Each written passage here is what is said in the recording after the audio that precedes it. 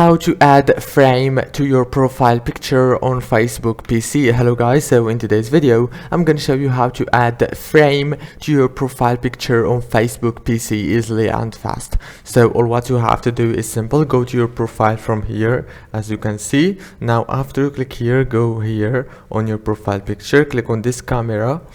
Now go here to add the frame option, and now as you can see you can manage your picture like this, and here choose the frame that you want. For example, I'm gonna choose one of these.